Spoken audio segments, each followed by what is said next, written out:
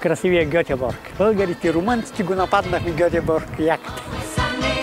Так са, Мике. Няма на шведи тук нищо. Всичко е българско.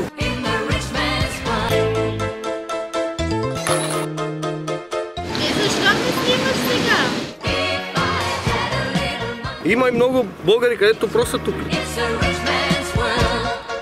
Цяла Румъния е тук и цяла България е да дойде тук. Цяла гето сме тук. И още ще ги идва, точно. Айде, беги. Его българчета,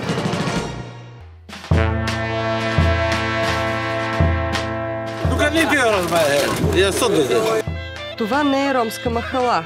Намираме се в Швеция, на близо 2400 км от София, в Гьотеборг.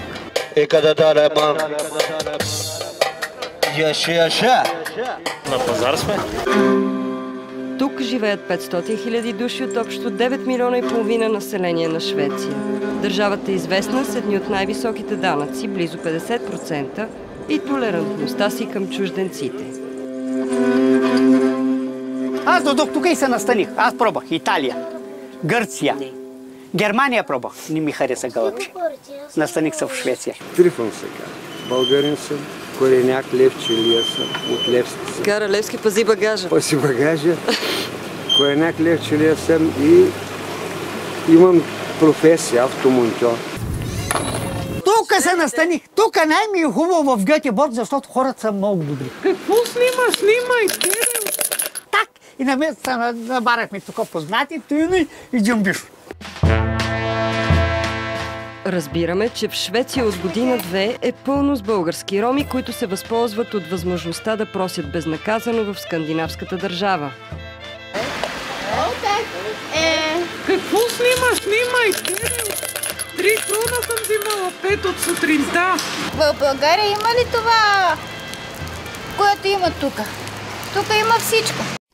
Просията е масов поминък за цели махали от Варна, през Дряново, Кнежа, Плевенско, Монтана, Видин, та чак до Брегово. Стотици роми са пръснати из цяла Швеция, най-вече в Гьотеборг, Линшопинг и градчетата наоколо. Искам да ви кажа, защото от село Аспарухово, област Монтана, сме се преместили тук, в Швеция. София. От Враца съм. От Ямбол, от Сържина в Левски. Аз съм от град Левски. Аз съм от Луково. България, Грижа. Къде живееш в България? В Ново село. Цяла Швеция, пълна. Аз съм от Тръстеник, най-големия мръсник. И какво правиш ти? Всичко за пари. Това не е за една седмица заплата. Това са близо нашите 200 лева. Човек взима на седмица 200 лева. Тази хубава държава, ти Швеция, знаеш ли какво е? Ние българите и румънците развалихме. В момента в Швеция има много български и румънски групи, които се занимават с просия. Луди шведи могат да те посуват, да те габрят. Някой пли, ама някой минава, так пати 50 крони ми слага. От другия е чуплил да щупи главата, ама другия 50 крони ми дава. Так сгъвам ги. Те са лицето на България в Швеция. Събират крони от добрината на северния народ, който вярва на историите за крайна нищета и болести. Тя е прекрасно момиче. За нея не е лесно да работи, защото е с една ръка. Трябва да отиде в болница, за да й сложат протеза. Какво ти е на ръката? Изкочих я. Я ми покажи. Твоята роля е да си без ръка, така ли? Не. Правиш се, че нямаш ръка? С този празен ръкав, нали? Не се прави, че няма ръка. Нямат право на социални придобивки, тъй като не са регистрирани, но се ползват от спешна медицинска помощ и благотворителността на църквата. Живеят в нелегални квартири, наети от други и не плащат дори глоби за паркинг, защото са с български номера. Нас ни глобиха, вие плащате ли ги глобите? Ти си шведска кола, ще глобат, аз не мога да ги глобат. Що? Къде ще върви глобата? В България? Тарикати? Да. Байгановци. Около 80% от населението на света е бедно. Ние не сме в състояние да приемем всички в Швеция, за да повишим жизнения им стандарт. Паравана за просията в Швеция, ако някой се постарае да има такъв, е събирането на шишета и кутии от напитки, които ромите наричат от шведски бурки. Другия вариант е продажбата на списание за ромския живот, създадено специално, за да спестява унижението на просещия. Тези списания, изкарвани си, да ти кажа, не сме спали гладни, да ти кажа, по честния труд. Не знам кой знае какво, аз съм на 50 години, да ти кажа, няма да го науча перфектно, като Ваню. Ето тук месеци сме писали. Ето тук тъй, как ще го приписвам, гледаш ли? Гледай, Хан, Хетер, Амир. По-малко си четат. Този мъж и съпругата му са от Дряново. Тъй като имат дете, временно имат и подслон. Каравана в двора на църква в Гьотеборг. Тук прося, събирам шишета. Днеска мръзнах, 10 евро си изкара. 10 евро са 20 лева. Ма ти в България мога да изкараш 15. Къде да варя? Да работя 15 часа? Аз съм стояла в България и го знам. Не. И го знам. 15 часа не можеш да работиш.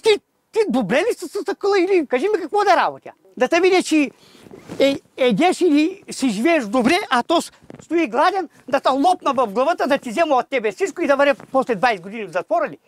Той ли искате ви?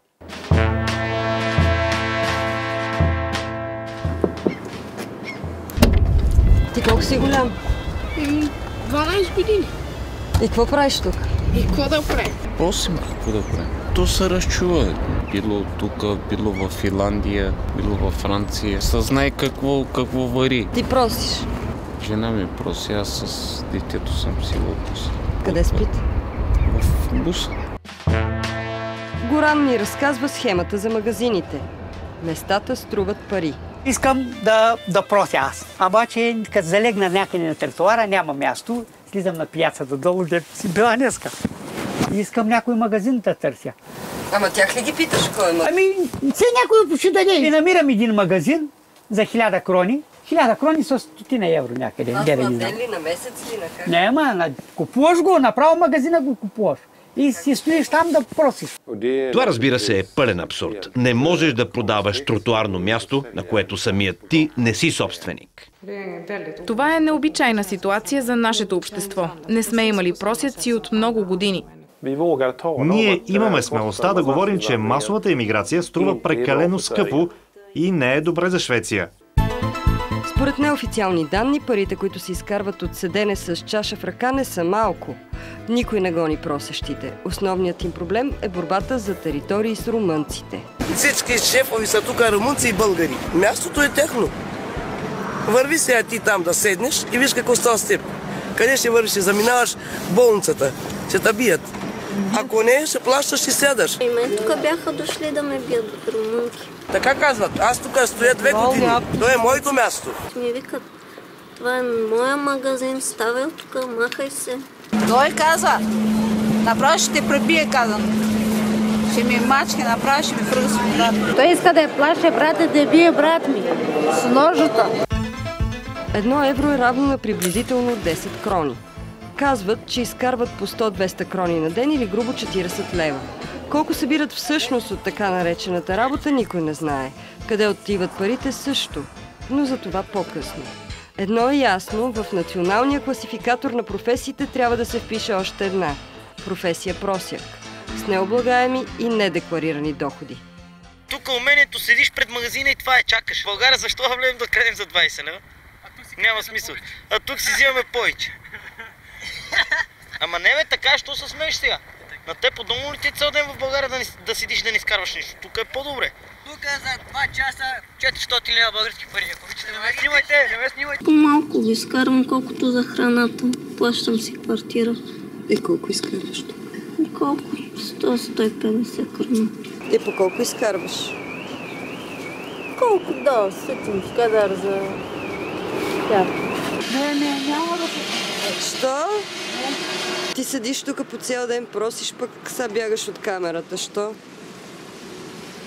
Ето още един камерджия. Идва и ти да ме снимаш, бе, няма проблем. А какво трябва да правя? Не трябва ли да едем? Какво снимаш? Снимай, 3 крона съм взимала, 5 от сутринта. Гледай. Прибираш ли джобчето? Аз те видях. Да, ето, прибирам ги, да. Гледай ги. Ето, виждаш ли? България какво е? Отговори сме ние. Направо се фала и не ми ще чупа и камера. Защо? Защото знаете какво представлява България, питате. Като ме изгонят от тук, паля си колата и заминавам. Изредихте ли държавите? Германия, Италия, Франция, Белгия, ще ги мина всичките. Където нямам пари, спирам, почвам да прося и продължавам. Дето се закача. Так, Сумикен, так. Видели какво ми даде Миличка? 5 крона, дъжд, снег, слънце. Аз от тук не мърдам. Хей, до сега да си видела някой да ме плюва. Уважават ми, аз ги уважавам и ги уважавам уважението. Ако сега ми казват властите на Швеция да си тръгна, веднага ще си тръгнат. Разбираш ли? А не вие българите. Ние от нашата партия искаме да бъде въведена общонационална забрана на просията в Швеция. Аз не вярвам в криминализация на бедността в Гьотеборг. И повече няма да ми таковаш и чашата, разбираш ли? Повече не ме занимавай с глупости. Разбрави? Аз съм убеден, че става въпрос и за криминална просия. Организират се хора за просия. Бус, колко хора дойдох от България? Около 11. Тия хора къде са сега? В момента са на магазините. Кой им плати техния път на тия 11 човека? Има различни хора. Точно така по принцип се прави. Ами аз като го карам, например, от България до тук, пътя му е 120 евро. Заработи си 120 евро, даваме ги и после си работи за него. Това е. Как дойде? Така. Как? То далече. Далече знам, с самолета. Моля? С колама. Той е чупена. Ма кой те докара? Брат ми се каза, не знам. И аз с самолета си доде, с него едно брат. Не сте ли много тук такива? И как? Има народ много. Кажи как дойде, кой те докара? Самолета. Как си дошла ти? Вие как си дошла? Добре, ти като си бедна, как дойде с самолет до тук? Много лесно. Правиш си резервация и 50 лева ти е билета. Так, Сумикен.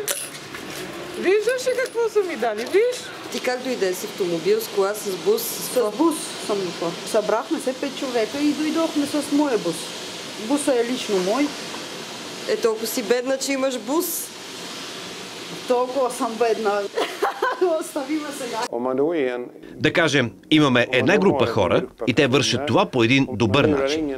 Никого не лъжат, никого не принуждават и си делят поравно пари. Тогава нямаме извършено престъпление. Проблемът е, че ние не вярваме, че те вършат това по добър начин. Но, както разбираш, имаме трудността при доказването на тези престъпления. Как да докажем, че те не си делят парите поравно, например? Как да докажем, че някой е бит, заплашван или мамен? Ако някой от пострадалите не смее или не иска да разкаже за това. Има ли някой, който ви събира парите? Не. Организира ли се просията? Това не го разбирам какво ми казва. За какви са тия българи? За какво? Какво значи това?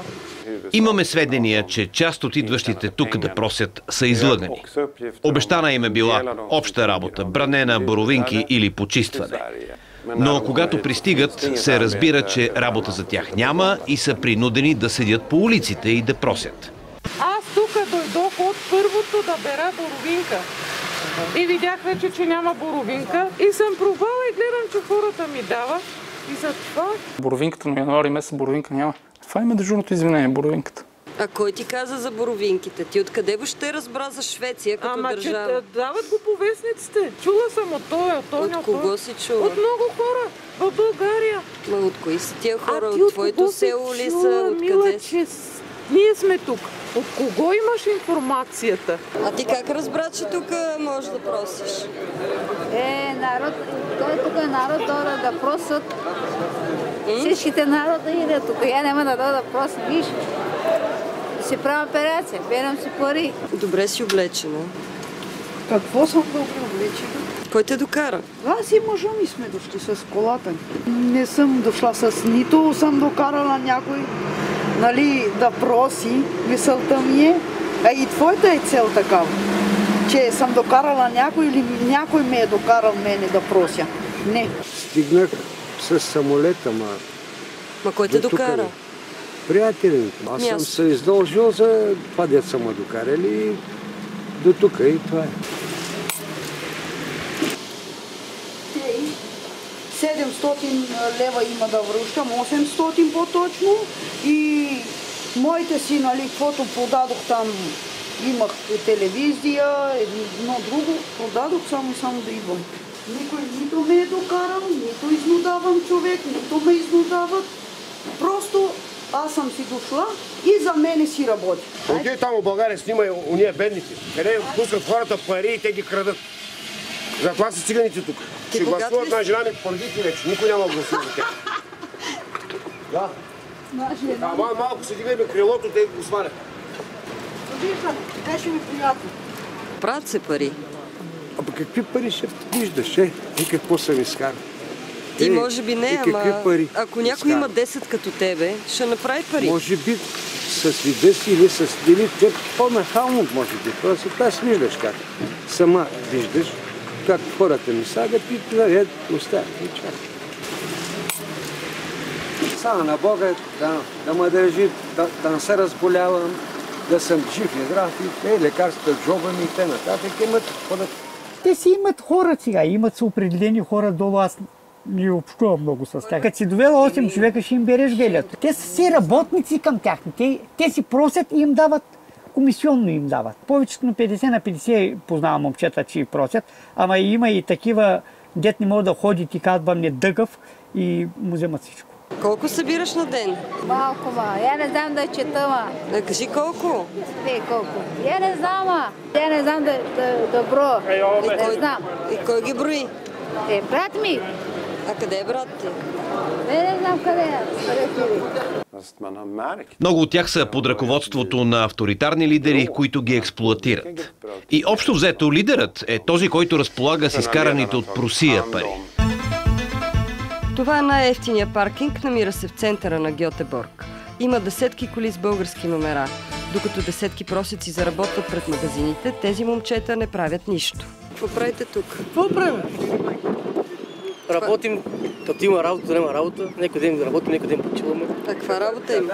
Работа се е тайна, се не мога да кажа. Така както ви гледам, баровски си живеете. Днеска сме изкарали малко пари, живеем баровски. Братовчет ми удари от казиното 2000 евро. Виждате 5 просека там или там двама нещастника и всичките са вече просеци, нещастници, крадци, убийци. Нещастници в никакъв случай. Вие така го правите сега, снимате българските коли и всичките ги вземате под общ знаменател. Всички сме просеци, всички сме някакви си нещастници. Не, може да сте организатори. Мога да ви покажа всякакви видови документи. Това е баща ми началник. Ти на кого докладваш? Това е братовчет ми. Той къде е? Той тук живее в Швеция. Ма тук на 300 км. Отчиташ ли се? Какво? Това е Веско Шаровия. Най-големия мафиот на Гьотеборг. Това ли е боса? Не, това не е бос. Той си сам тук си работи. Какво работи? Не знам какво си работи, ма. Че поне ли жив къщи е бос ли? Братовчеда, какво правиш? Наградата ти на спалната много добре бе. Какво работите тук в Швеция? Я съм България. Къде си в България стига лъжи пъти, бе си България? Той е тук 300 км, не е в България. Лъжи, че е в България. Так какво работите? Аз в Биошопинг. Моля? В Биошопинг съм. Той е Биошопинг, друг град, тук 300 км. Той там се занимава там с едни хора, той си има там 4-5 човека си там си работят, те като фирма си имат. А какво работят? Като строителство. Отиваме на 300 км от Гьотеборг в Линшопинг и околността. Там се намира братовчеда с така наречената строителна фирма от град Левски. Строители не намираме, но откриваме десетки български роми отишли да просят. Организирано.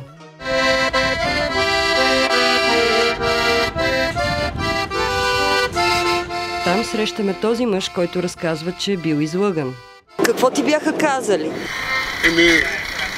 Няма да бъда така с паничката, някакво заведение или как ли там. Не можа да ги разбера, щях да изкарам пари. А какво стана? Обратното, с паничката карат ме, вечер ме прибират, нали, какво съм изкарал, да. На тях им да, на тях.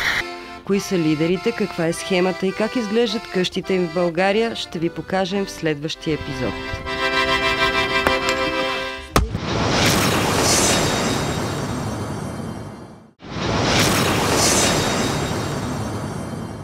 Money, money, money must be funny in the По смисъла на закона аз съм престъпник. Ангел Стефанов е задържан от полицията в Гьотеборг по подозрение за организация на просия. Срещу него е имало сигнал, че изнудвал жена, работила за него, която не могла да изкара достатъчно, за да си изплати наема и евентуално пътя за връщане.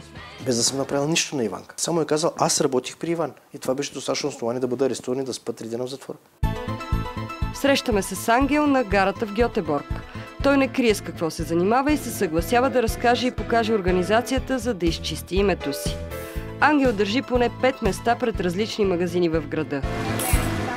Първото, наречено от него Златно, е пред магазин за алкохол. Там седи жена му. Здравей! Здравей!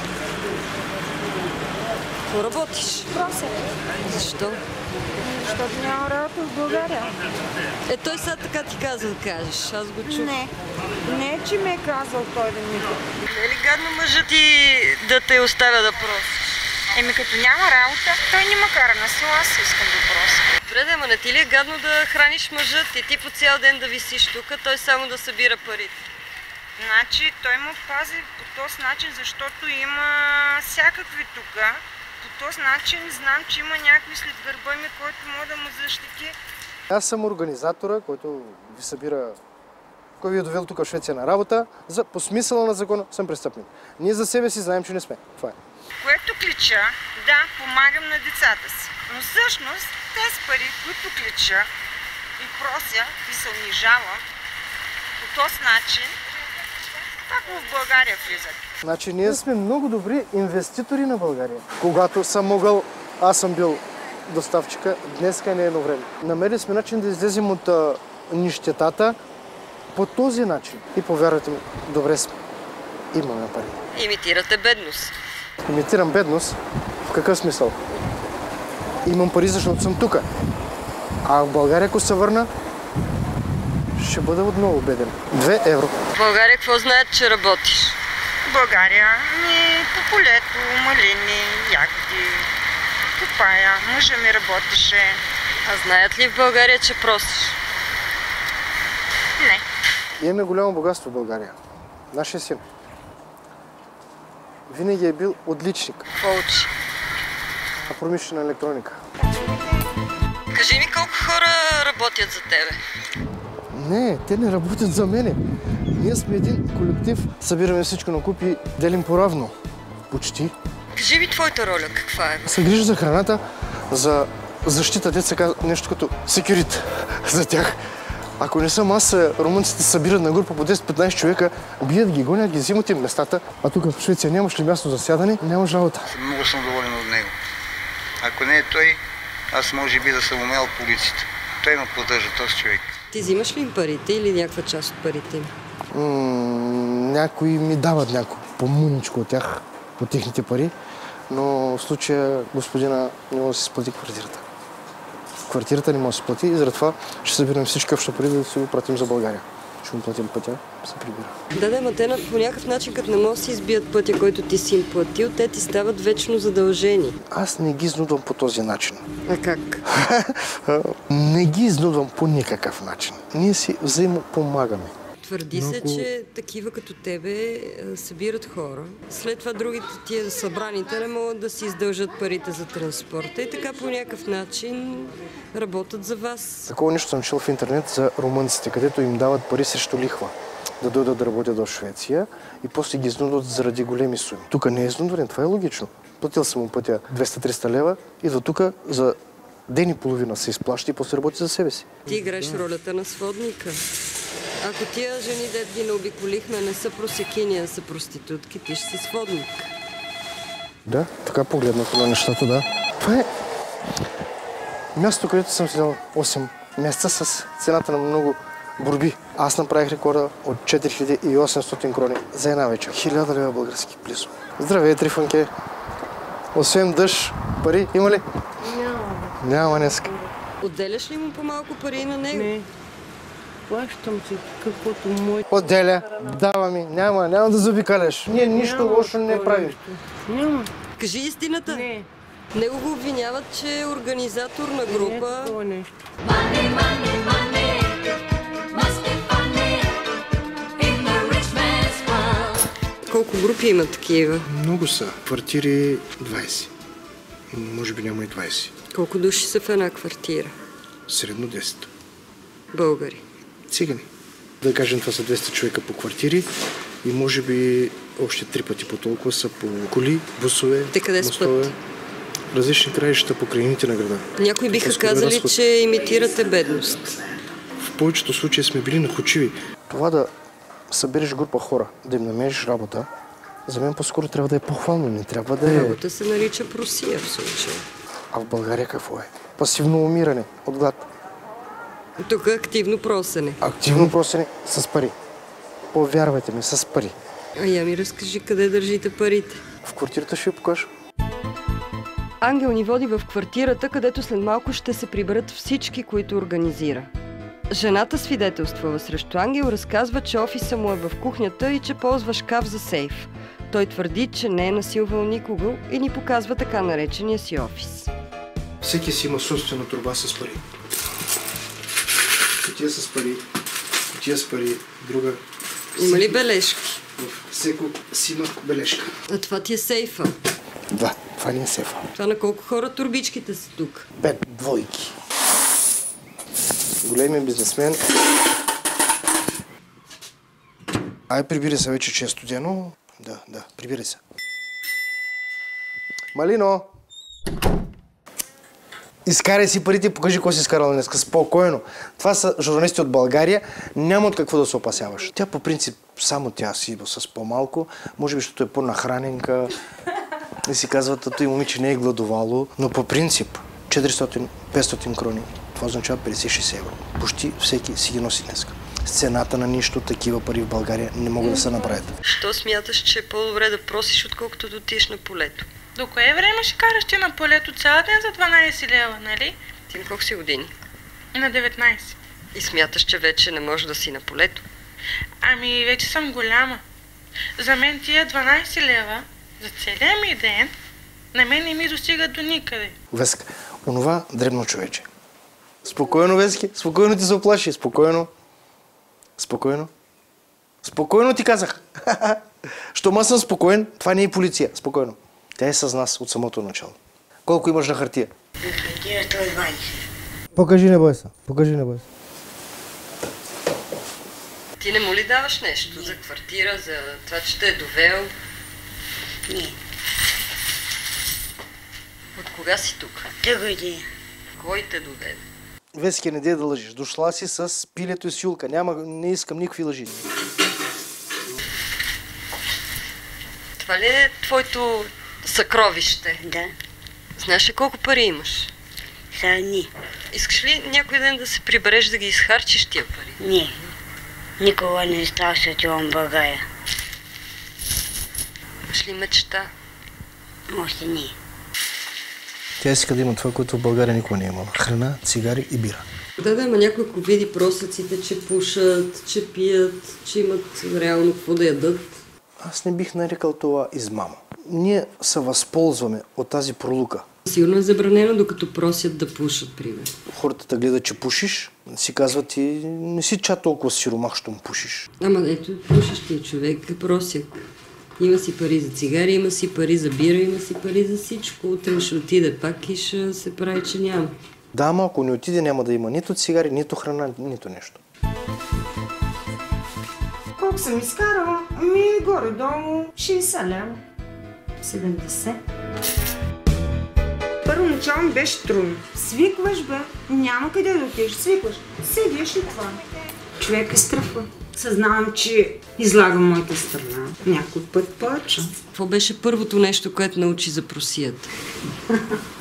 Сядаш, слагаш си чашата и чакаш. Кога престана да те е срам? След като се напълни първия път чашата. Забравяш всичко. Първия път, като седна, беше ли ти притеснено? Да. Много. За колко време? 2 часа, 3. И после какво започваш да изпитваш? Удовлетворено това, че някой ти хвърля пари? Да, ама пак се е притеснено, да. Има ли момент, в който си казал, не мога да стана тази сутрин, няма да ходя? Когато съм болна, просто знам, ако не отида един ден, някой ще ми вземе мястото. Трябва да се скарам. Около 40-50 кроница. Няма, хората ми дават студено. Примерно трифунка прави 500-600 крони. 60 евро. Прибала съм днеска. Аз заради това дойдох тук в Швеция, понеже ни излъгаха, че имало някаква работа. И ни увиснахме. Ако не беше ангел, може би още съм по улиците. Той реално не ти прави услуга. Да, във всеки случай пак има къде да си заведе главата за сега. Около 300 крони. Тя е най-добре днеска от всички. Ти на Ангел оставяш ли му пари? Не, понеже разбрах, че тук има билки да се събират някакви, за сметка на това нищо. Твоята дъщеря проси също. Да. Това се превръща във вашия семейен занаят. Просията. За сега, за през зимата, да. Значи сега какво ти трябва? Една чашка, ставаш част от нас. За малко, поне за мъничко. Отговаряш так или так сумике, т.е. благодаря или благодаря много. И сега какво беше? Так. Правите ли си сухи тренировки тук? Това, което ти казах, е достатъчно.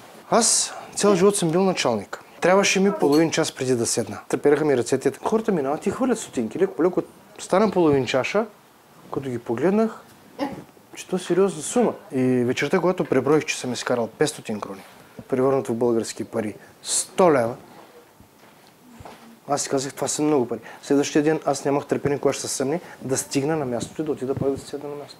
Свикнал съм да бъда ценен, уважаван от другите и в този дух съм карал. Така ми е протекал целия живот.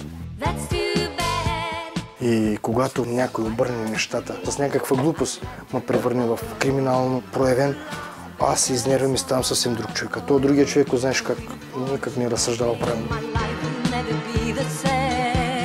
Никого не съм набил до днеска, никого не съм напляскал. Но съм способен да отмъщавам. Оставяме Ангел и групата му в Гьотеборг. На този етап делото срещу него е прекратено.